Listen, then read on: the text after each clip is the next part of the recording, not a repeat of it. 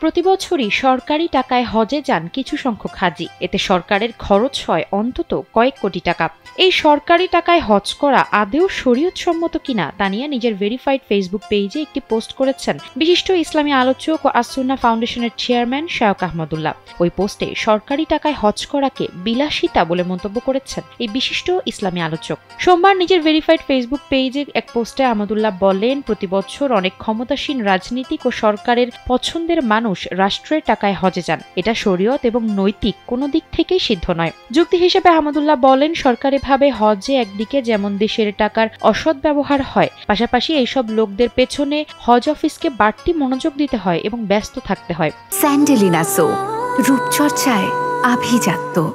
এর ফলে সাধারণ হাজিরা তাদের যথাযথ সেবা ও অধিকার থেকে বঞ্চিত হন। সরকারি টাকা মানে জনগণের টাকা। জনগণ তো কাউকে হজের জন্য টাকা দেয় না। তিনি বলেন, একজন প্রভাবশালী ব্যক্তি জনগণের টাকায় হজ করছেন, এর মধ্যে কোনো গৌরব নেই, আছে প্রচ্ছন্ন লাঞ্ছনা। অতএব এই প্রথা চিরতরে বন্ধ হওয়া উচিত। তবে সরকারের তরফ থেকে নিয়োজিত ডাক্তার, হজ গাইড ও অন্যান্য হজ সংশ্লিষ্ট দায়িত্বশীলদের কথা ভিন্ন। পোস্টের কমেন্টে বিষয়টির আরও ব্যাখ্যা দেন ইসলামী আলোচক আহমদুল্লাহ বলেন, সরকারি হাজিদের সেবায় যারা সৌদি যান তাদের বেশিরভাগই নিজের হজ নিয়ে ব্যস্ত হয়ে পড়েন। অনেকে ঘোরাঘুরি করে সময় কাটান। সরকারি হাজিদের অবস্থা থাকে অনেকটা মা বাপ ছাড়া সন্তানের মতো, তাদের দেখার যেন কেউ থাকে না। সরকারি হাজিদের অসহায়ত্ব ও দুরবস্থা দেখে প্রতি বছরই কষ্ট হয়। এই অবস্থারও অবসান হওয়া দরকার। হাজিদের সার্ভিস দেওয়ার নাম করে সেখানে হজ করতে যাওয়াও অনুচিত, যদি সেই হজ পালনের ফলে হাজিদের সেবাদানে ত্রুটি হয়। সুতরাং পরিচিত কোটায় সেবার জন্য হজে যাওয়াও বন্ধ হওয়া উচিত।